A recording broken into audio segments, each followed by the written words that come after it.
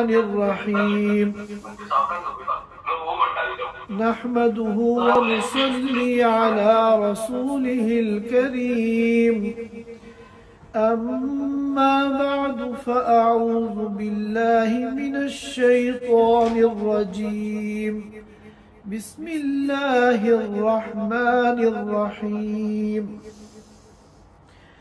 القارعة ما القارعة وما أدراك ما القارعة يوم يكون الناس كالفراش المبثوث وتكون الجبال كالعهن المنفوش فأما من ثقلت موازينه فهو في عيشة راضية وأما من خفت موازينه فأمه هاوية وما أدراك ما هي نار حامية صدق الله العظيم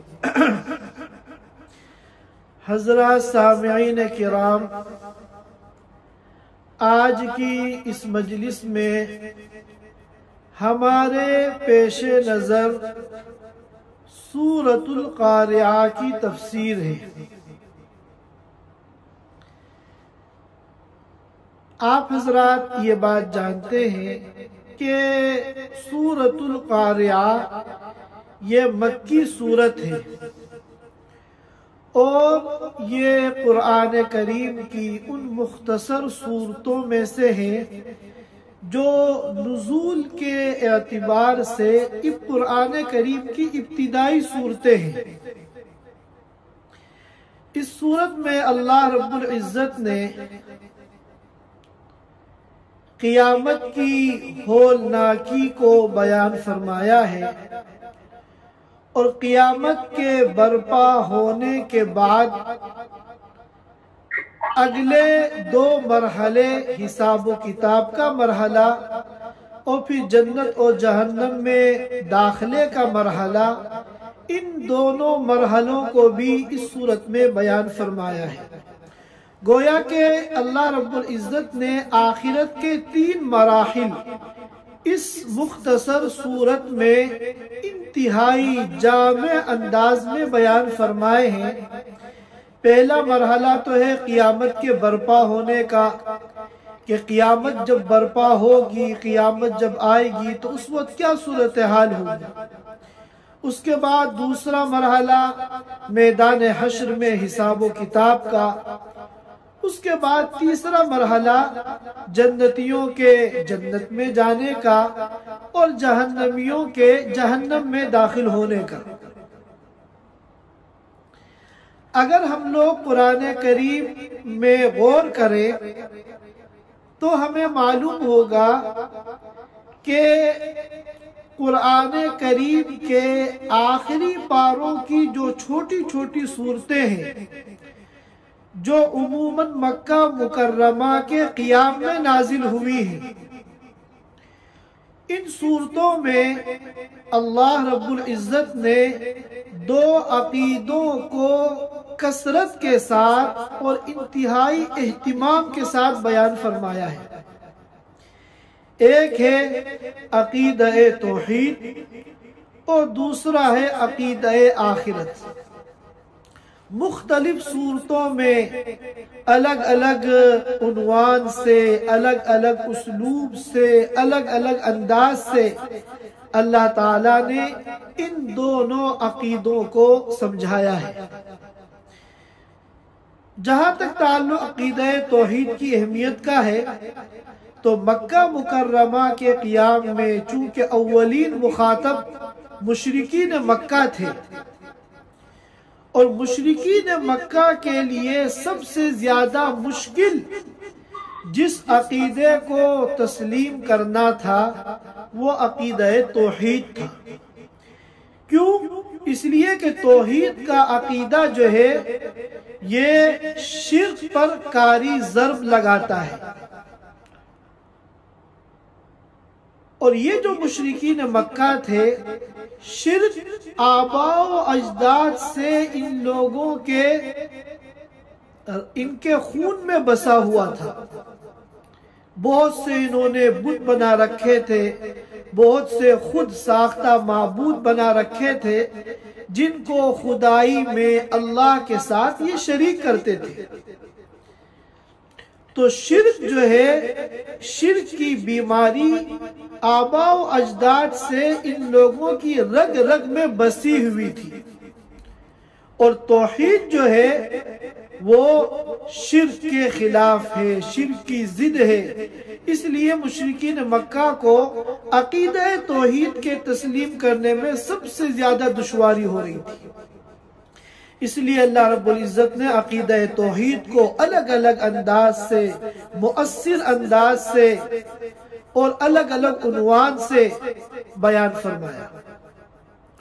اور جہاں تک تعلق عقیدہ آخرت کی اہمیت کا ہے، تو اس کی اہمیت کا تو کوئی انکار نہیں کر سکتا، کیونکہ آخرت کا جو عقیدہ ہے کہ ہمیں اس دنیا میں آنکھ بند ہونے کے بعد دوبارہ زندہ ہونا ہے، اور میدان حشر میں اللہ کے سامنے کھڑے ہو کر اپنے ایک ایک عمل کا حساب دینا ہے، اور پھر اپنے اعمال کی بنیاد پر یا تو جنت میں داخل ہونا ہے یا پھر جہنم میں جانا ہے۔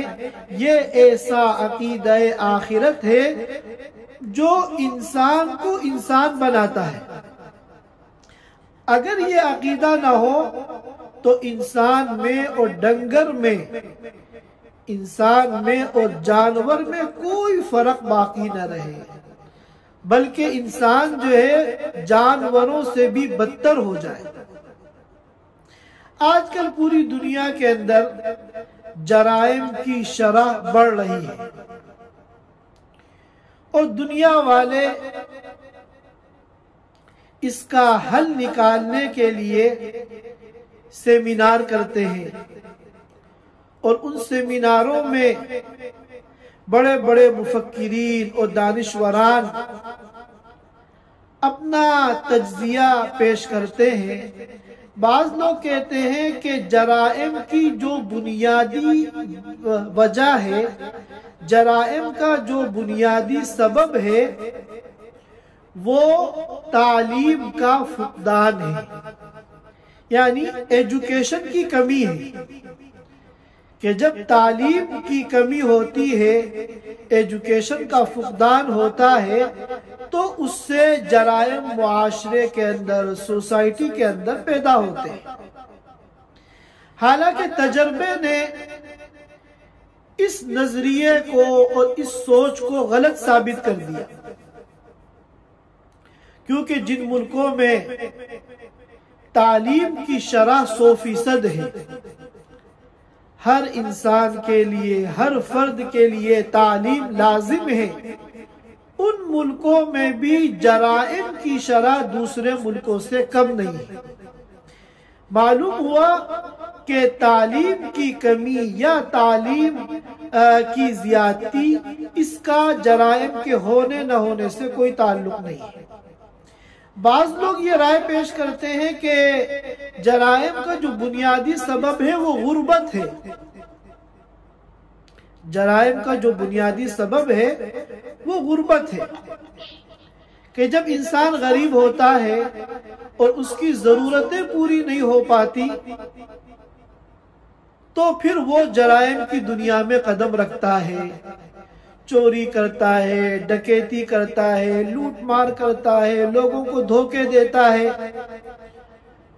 اور لوگوں کی حق تلفیاں کرتا ہے۔ تجربے نے اس کو بھی غلط ثابت کر دیا، کیونکہ اگر یہ بات صحیح ہوتی تو جن ملکوں کے جو ملک مالدار ہیں، خوشحال ہیں اور ترقی یافتہ ہیں، وہاں پر جرائم نہیں ہونے چاہیے یا کم ہونے چاہیے۔ حالانکہ مشاہدہ یہ بتاتا ہے اور تجربہ یہ بتاتا ہے کہ خوشحال اور ترقی یافتہ ملکوں میں جرائم غریب ملکوں سے زیادہ ہوتے ہیں۔ تو معلوم ہوا کہ انسان جو سوچ رہا ہے اس کی یہ سوچ غلط ہے۔ اصل جو دلوں پر پہرا بٹھاتا ہے وہ عقیدہ آخرت ہے، اللہ کا ڈر ہے، آخرت کا ڈر ہے۔ جب انسان کے دل میں آخرت کا عقیدہ ہوتا ہے اور وہ یہ سوچتا ہے کہ میں یہ عمل آج اپنے مزے کے لیے کر تو لوں گا، لیکن کل مجھے اللہ کے سامنے کھڑے ہو کر اس کا حساب دینا ہے، اور اگر میں حساب نہیں دے پاؤں گا تو مجھے ہمیشہ کے لیے جہنم میں جانا ہے۔ یہ وہ عقیدہ ہے جو انسان کو جرائم سے روکتا ہے۔ تعلیم یہ انسان کو جرائم سے نہیں روکتی، البتہ تعلیم کی وجہ سے جرائم کا اسٹائل بدل جاتا ہے۔ جو غریب لوگ ہیں جو غریب لوگ ہیں، ان پڑھ ہیں، ان کا انداز جرائم کا جو ہے کچھ اور ہے، اور جو تعلیم یافتہ ہے ان کے جرائم کا، ان کے گناہوں کا اسٹائل الگ ہے۔ اسی کو عامر عثمانی مرحوم نے فرمایا تھا، کمال علم و ہنر نے عامر بنا دیا رات کو سویرا، کمال علم و ہنر نے عامر بنا دیا رات کو سویرا، گناہ اتنا حسین کب تھا کمال علم و ہنر سے پہلے۔ تو معلوم ہوا کہ اصل چیز جو ہے وہ خوف آخرت ہے۔ چنانچہ ہم دیکھتے ہیں بہت سے اللہ والوں کو، نیک اور دیندار لوگوں کو، کہ وہ ان پڑھ ہیں، انہوں نے کوئی تعلیم حاصل نہیں کی، کوئی ڈگری ان کے پاس نہیں ہے، اور اسی کے ساتھ ساتھ وہ غریب بھی ہیں، مالی اعتبار سے ان کی کوئی حیثیت نہیں ہے، مگر وہ ہر قسم کے جرائم سے دور ہیں۔ تو اگر تعلیم بھی نہیں ہے اور دولت بھی نہیں ہے تو پھر یہ جرائم سے دور کیوں ہے؟ اس لیے کہ ان کے دل میں خوف آخرت ہے۔ اب دنیا والوں نے اپنی سوچ کے مطابق جرائم کو ختم کرنے کی جتنی تدبیریں کی سب ناکام ہو گئی۔ اب آپ دیکھیے پولیس کا نظام قائم کیا گیا، عدالتیں قائم کی گئی، نتیجہ کیا نکلا کہ خود پولیس جو ہے یہ بدعنوانی کا شکار ہو گئی، اور عدالتوں کے اندر بدعنوانیاں ہونے لگی۔ رشوت ایک ایسا گناہ ہے اور ایک ایسا جرم ہے کہ پوری دنیا کا ہر معاشرہ، ہر قوم اس کو ریجیکٹ کرتا ہے، ناپسند کرتا ہے، برا سمجھتا ہے۔ بعض ملکوں میں ایسے ادارے قائم کیے گئے، محکمہ انسداد رشوت، رشوت کو سوسائٹی سے ختم کرنے کے لیے ادارے قائم کیے گئے، اور ان اداروں پر کروڑوں روپے خرچ کیے گئے، مگر نتیجہ کیا نکلا کہ یہ رشوت کو روکنے والے ادارے خود رشوت کے اڈے بن گئے۔ اس کے جو آفیسران ہیں وہ رشوت خوروں کو پکڑتے ہیں مگر خود رشوت لے کے ان کو چھوڑ دیتے ہیں۔ نتیجہ یہ ہوا کہ بجائے رشوت ختم ہونے کے اور رشوت کا بھاؤ اور قیمت بڑھ گئی۔ 50,000 روپے کوئی آفیسر رشوت لیتا تھا، اب وہ 1 لاکھ روپے لینے لگا۔ کیوں؟ اس لیے کہ 50,000 تو مجھے اوپر دینے ہیں۔ محکمہ انسداد رشوت والوں کو اگر میں 50,000 ان کو دے دوں گا تو میرے پاس کیا بچے گا؟ تو اب پہلے سے ڈبل رشوت لوگ لینے لگے، جو 50,000 لیتے تھے 1 لاکھ لینے لگے۔ غرض یہ کہ مرض بڑھتا گیا جوں دوا کی۔ حقیقی حل جو ہے وہ حل ہے جو اللہ رب العزت نے انسانیت کو بتایا ہے۔ یہی تو وجہ ہے، ایک موقع پر میں نے عرض کیا تھا کہ امریکہ میں اب سے 100 سال پہلے شراب پر پابندی لگا دی گئی کہ بہت سارے معاشرے میں جرم شراب کی وجہ سے ہوتے ہیں، لوگ نشے میں بہت سے غلط کام کرتے ہیں۔ اب جب یہ پابندی لگ گئی تو لوگوں نے شراب کھلے عام پینی تو چھوڑ دی، کیونکہ کھلے عام اگر پیئیں گے تو پولیس پکڑ کے لے جائے گی، تو چوری چھپے انہوں نے گھروں میں شراب پینی شروع کر دی۔ اور چونکہ لیگل طریقے سے جو کارخانوں میں بنتی تھی، وہاں اصول تھے، ضابطے تھے، صفائی تھی، ستھرائی تھی، جب وہ کارخانے بند ہوئے تو ان لیگل طریقے سے، غیر قانونی طریقے سے، چوری چھپے جب لوگوں نے شراب بنانی شروع کی تو وہاں اصول ضابطے کی رعایت نہیں ہو پائی، چنانچہ شراب پہلے سے زیادہ نقصان دینے لگی۔ نتیجتاً حکومت نے پابندی کو واپس لے لیا اور یہ کہا کہ ہم شراب کو معاشرے سے ختم نہیں کر سکتے، اور یہی شراب صحابہ کرام کے زمانے میں عربوں کی رگ رگ میں شراب کی محبت بسی ہوئی تھی۔ عرب شعراء شراب کی محبت میں قصیدے کہتے تھے، نظمیں کہتے تھے، اور سینکڑوں نام شراب کے لیے انہوں نے عربی زبان میں وضع کر رکھے تھے، جن ناموں سے شراب کا وہ تذکرہ کرتے تھے۔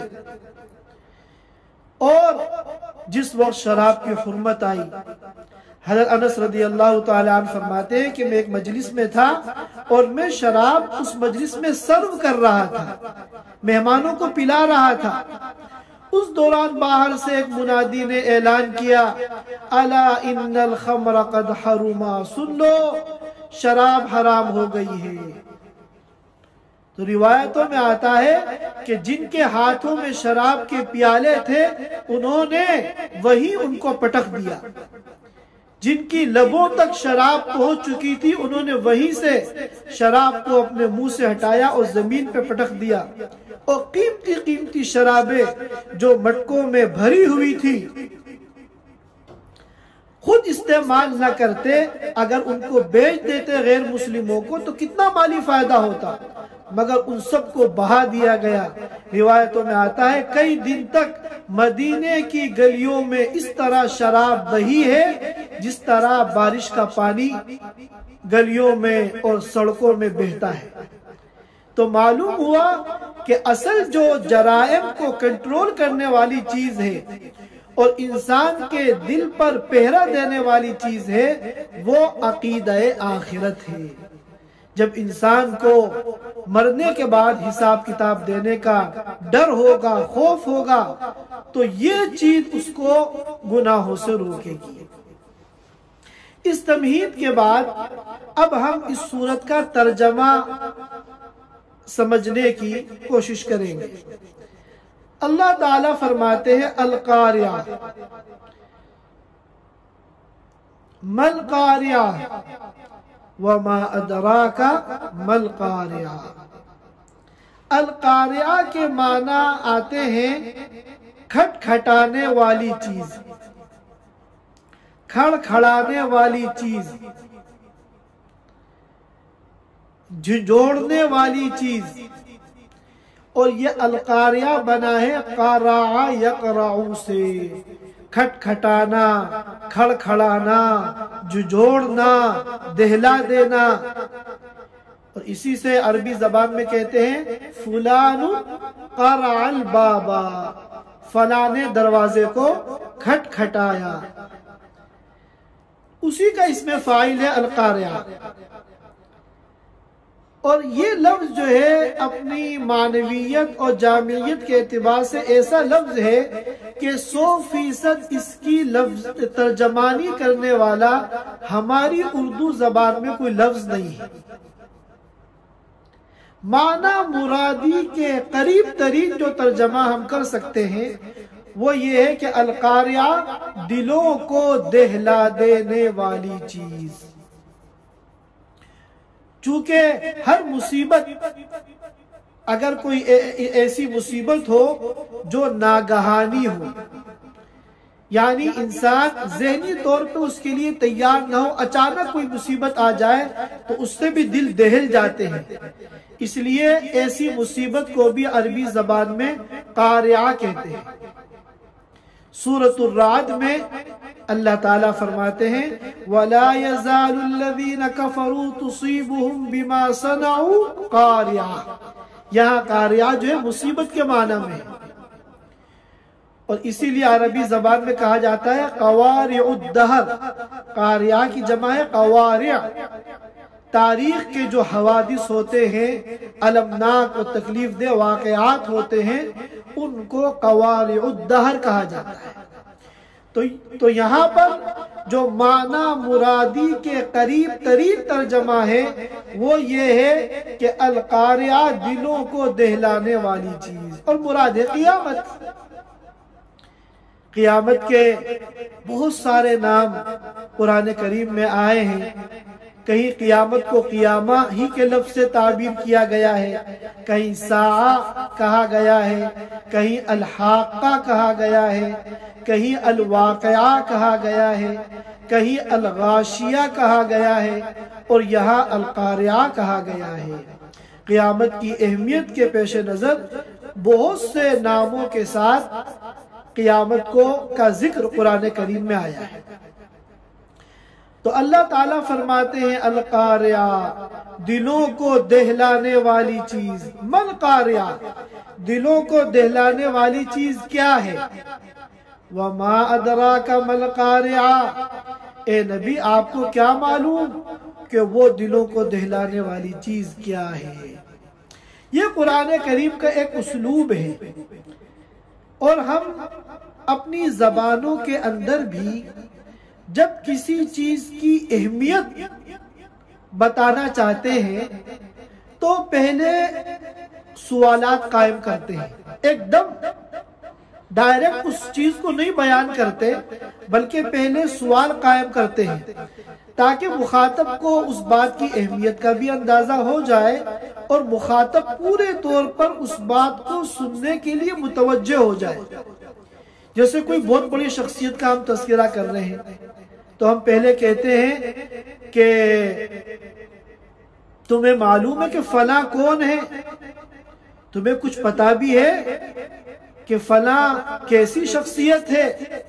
چند مرتبہ یہ سوال کر کے پھر ہم اس شخصیت کا تذکرہ کرتے ہیں۔ تو اسی طرح قیامت کی اہمیت کو اور اس کی حساسیت کو اجاگر کرنے کے لیے اللہ تعالیٰ اس کا تذکرہ کرنے سے پہلے یہ سوال قائم کر رہے ہیں القاریہ، دلوں کو دہلانے والی چیز۔ مل قاریہ، دلوں کو دہلانے والی چیز کیا ہے؟ وما ادراک مل قاریہ، اے نبی آپ کو کیا معلوم کو دلوں کو دہلانے والی چیز کیا ہے؟ ان تمہیدی سوالات کے بعد اب اللہ تعالیٰ اس قیامت کی ہولناکی کا منظر بیان فرما رہے ہیں۔ یوم یکون الناس کالفراش المبثوث، یہ دل دہلانے والا واقعہ کب پیش آئے گا؟ جس دن کے لوگ بکھرے ہوئے پروانوں کی طرح ہو جائیں گے۔ جس دن کے انسان بکھرے ہوئے منتشر پروانوں کی طرح ہو جائیں گے۔ روشنی پہ، چراغ پہ جو چھوٹے چھوٹے پتنگے آ کر جمع ہوتے ہیں اور اس میں جل جل کر مر مر کر نیچے گرتے ہیں، ان پتنگوں کو پروانے کہتے ہیں۔ تو قیامت جب آئے گی تو ساری انسانیت کل فراش المبثوث، بکھرے ہوئے پتنگوں اور پروانوں کی طرح ہو جائے گی۔ پتنگوں کے ساتھ تشبیہ دینے کی کئی وجہ ہیں۔ ایک وجہ تو یہ ہے کہ وہ پتنگے بہت کثیر تعداد میں ہوتے ہیں۔ ظاہر ہے کہ قیامت کے دن جو انسان ہوں گے وہ بھی کثیر تعداد میں ہوں گے، اور اسی طرح وہ پروانے جو ہوتے ہیں وہ انتہائی کمزور اور بے بس ہوتے ہیں۔ اتنے کمزور ہوتے ہیں کہ 2 انگلیوں میں دبا کے اگر ان کو مسل دو تو ایک ہی سیکنڈ میں وہ ختم ہو جاتے ہیں۔ تو قیامت کے دن انسان بھی اسی طرح بے بس ہوں گے، کمزور ہوں گے، سارے دنیا میں تکبر کرنے والوں کا تکبر اور غرور خاک میں مل چکا ہوگا۔ اور اسی طرح پروانے جو ہوتے ہیں وہ بالکل حیران پریشان منتشر ہوتے ہیں بے ترتیب، اسی طرح انسان بھی اس وقت بے ترتیب ہوں گے، کوئی ان میں ڈسپلن نہیں ہوگا، کوئی ترتیب نہیں ہوگی، سب بکھرے ہوئے ہوں گے بے ترتیب۔ دنیا میں بھی اگر کوئی دھماکہ ہو جائے تو لوگ کس طرح بھاگتے ہیں؟ کیا لائن لگا کے آگے پیچھے ترتیب سے جاتے ہیں؟ نہیں، جس کا جدھر منہ ہوتا ہے وہ ادھر ہی بھاگتا ہے۔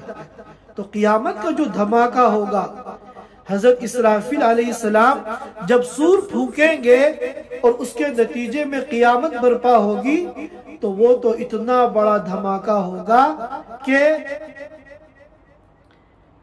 دنیا کا کوئی دھماکہ اس کی برابری نہیں کر سکتا۔ تو یوم یکون الناس کالفراش المبثوث، جس دن کے لوگ بکھرے ہوئے پروانوں کی طرح ہو جائیں گے۔ اور اس کے بعد فرمایا وَتَكُونُ الْجِبَالُ كَالْعِهْنِ الْمَنْفُوشِ، اور پہاڑ دھنکی ہوئی رنگین روئی کی طرح ہو جائیں گے۔ عین کہتے ہیں اس روئی کو، کاٹن کو جو رنگین ہو۔ اب ظاہر ہے کہ پہاڑ بھی الگ الگ رنگ کے ہوتے ہیں، کالے پہاڑ بھی ہیں دنیا میں، سرخ پہاڑ بھی ہیں دنیا میں، سفید پہاڑ بھی ہیں دنیا میں۔ اور منفوش کے معنی آتے ہیں روئی کو دھنکنا۔ روئی جو جب رکھے جم جاتی ہے تو اس کو فریش کرنے کے لیے، تازہ کرنے کے لیے اس کو دھنکتے ہیں۔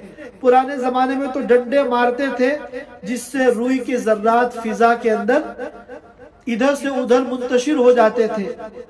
اور آج کے دور میں ہر چیز کے لیے مشینیں بن گئی ہیں، آج کل مشینوں میں روئی کو دھنکا جاتا ہے۔ تو روئی کے جو گالے ہوتے ہیں اور ذرات ہوتے ہیں وہ فضا میں منتشر ہو جاتے ہیں۔ پہاڑ کی حالت کو کیوں بیان کیا؟ کیونکہ دنیا میں جو سب سے طاقتور اور سب سے مضبوط اور سب سے سخت جو چیز ہے وہ پہاڑ ہے۔ جب پہاڑوں کا یہ حال ہو جائے گا قیامت کے دن کہ وہ روئی کے گالوں کی طرح بکھر جائیں گے تو آپ دنیا کی دوسری جو چیزیں ہیں ان کا بہت آسانی کے ساتھ اندازہ لگا سکتے ہیں۔ بڑی بڑی بلڈنگیں، بڑے بڑے فلائی اوور اور بڑی بڑی عمارتیں جن پہ آج انسان فخر کرتا ہے، ان کا کیا حال ہوگا اس کا اندازہ لگانا آسان ہے۔ جب پہاڑ کا یہ عالم ہے کہ وہ روئی کے گالوں کی طرح اور دھنکی ہوئی روئی کے ذرات کی طرح بکھر جائے گا، جبکہ پہاڑ کتنی مضبوط اللہ کی مخلوق ہے، اتنی مضبوط اللہ کی مخلوق ہے کہ اللہ تعالیٰ نے جگہ جگہ جو پہاڑ بنائے ہیں یہ زمین کو ٹھوکنے کے لیے بنائے ہیں۔ جس طرح ہم کیل ٹھوک کر کسی چیز کو جما دیتے ہیں، اسی طرح اس روئے زمین کو جمانے کے لیے بطور کیل کے اللہ نے ان پہاڑوں کو ٹھوکا ہے، جس کو قرآن نے بیان کیا وَجَعَلْنَا الْجِبَالَ أَوْتَادًا، ہم نے جبال پہاڑ جو بنائے ہیں وہ میخیں بنائی ہیں، کیلیں جو زمین پہ ٹھوکی ہیں تاکہ زمین جو ہے جم جائے، حرکت نہ کرے۔ تو اور ماہرین کہتے ہیں کہ پہاڑ جتنا زمین کے اوپر ہوتا ہے، جو ہمیں دنیا میں بڑے بڑے پہاڑ نظر آتے ہیں، اس کا 10 گنا زیادہ زمین کے اندر ہوتا ہے۔ ظاہر ہے کہ کیل بھی جب ہم ٹھوکتے ہیں تو باہر جتنی نظر آتی ہے اس سے 10 گنا اندر ٹھکی ہوئی ہوتی ہے۔ تو یہ پہاڑ بھی اللہ تعالیٰ نے اسی طرح کیلوں کی طرح ٹھوکے ہیں۔ تو دنیا کی سب سے مضبوط چیز کا جب یہ حشر ہوگا قیامت کے دن تو دنیا کی جو عام چیزیں ہیں ان کے بارے میں ہم آسانی کے ساتھ سوچ سکتے ہیں کہ ان کا کیا حشر ہوگا۔ یہ تو ہے قیامت کا پہلا مرحلہ جو اللہ رب العزت نے ان دو آیتوں میں بیان کیا۔ یوم یکون الناس کالفراش المبثوث، سارے انسان بکھرے ہوئے پروانوں کی طرح ہو جائیں گے۔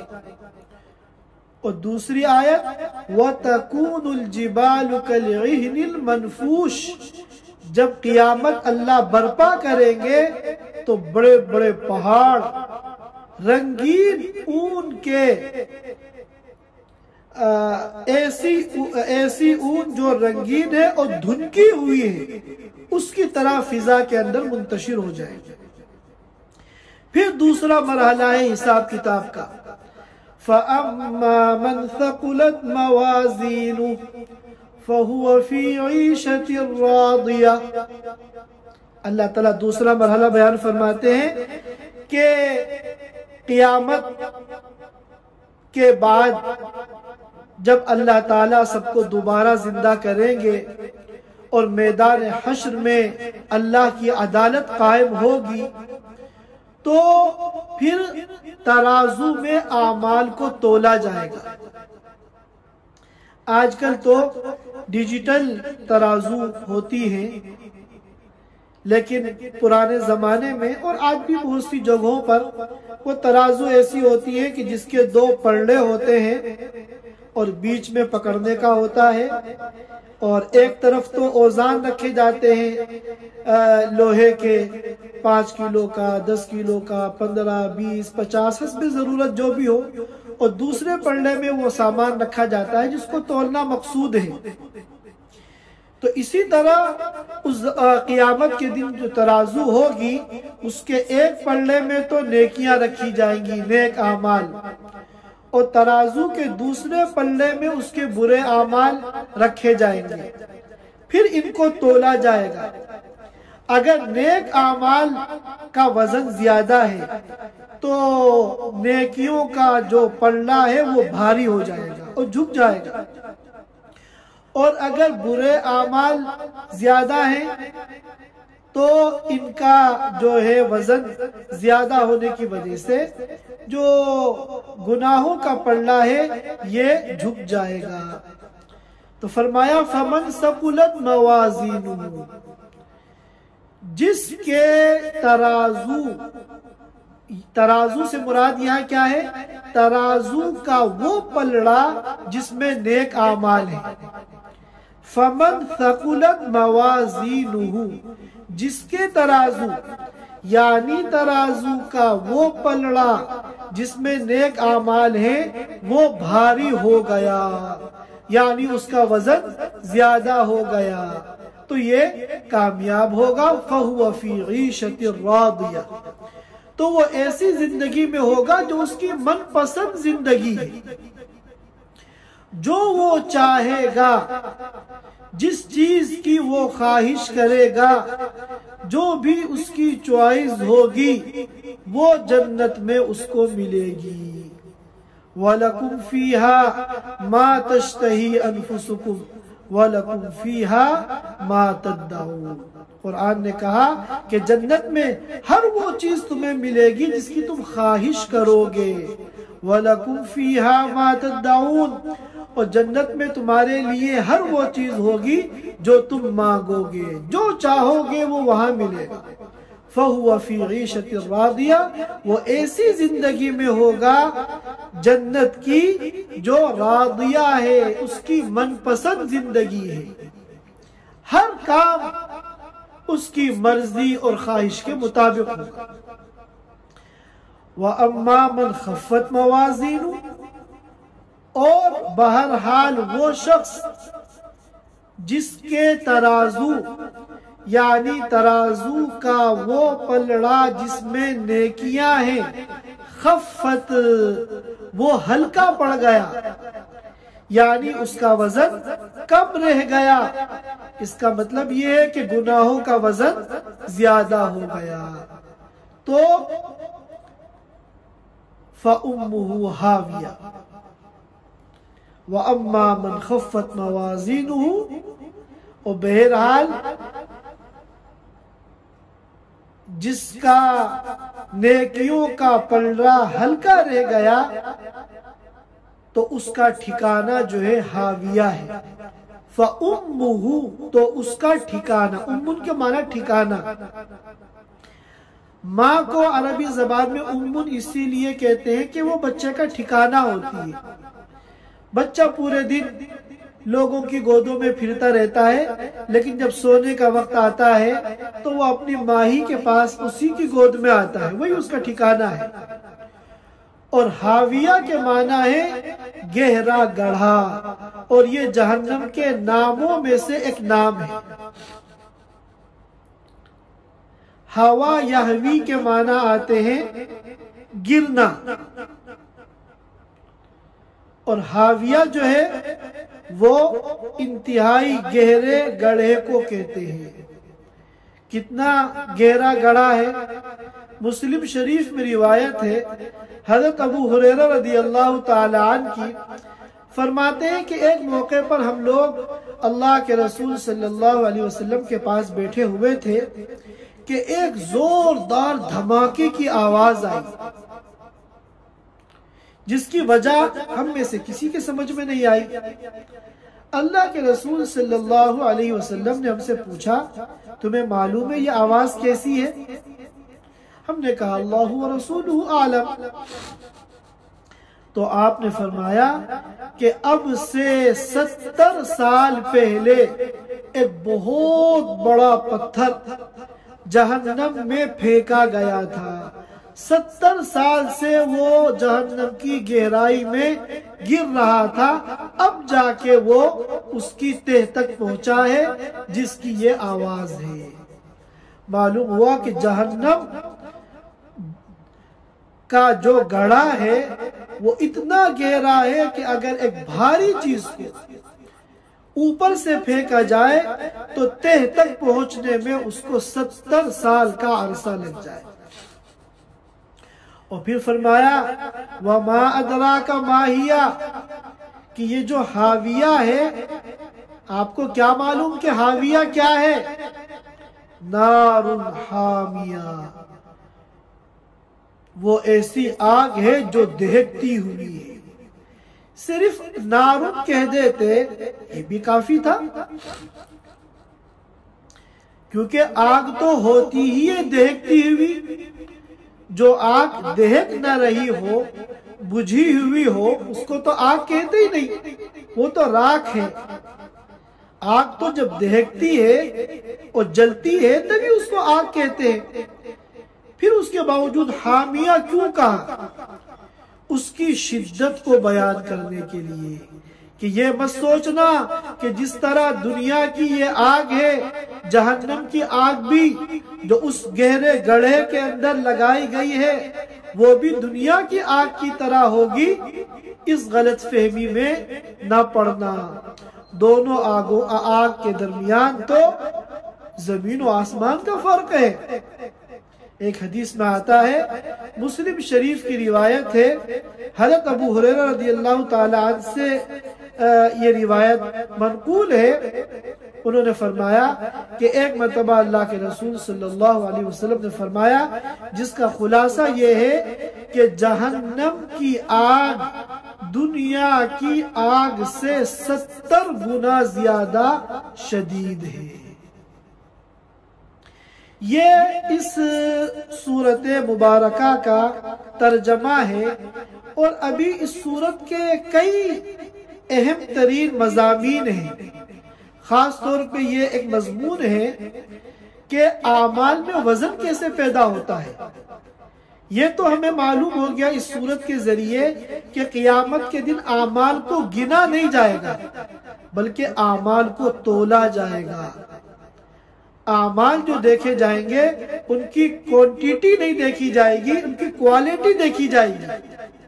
ہو سکتا ہے ایک شخص بہت سارے اعمال صالحہ لے کر جائے جو کوانٹیٹی میں بہت زیادہ ہے، مگر جب ان کو ترازو میں اس کا وزن کیا جائے تو وزن اس کا بہت ہلکا ہو۔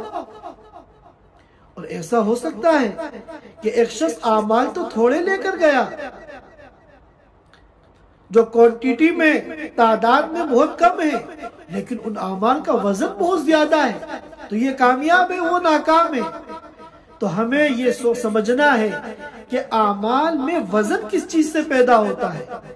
لہذا ان مضامین کو ہم اگلے جمعے میں انشاءاللہ سمجھنے کی کوشش کریں گے۔ اللہ تعالی ہم سب کو کہنے سننے سے زیادہ عمل کی توفیق عطا فرمائے۔ وآخر دعوانا ان الحمد للہ رب العالمین۔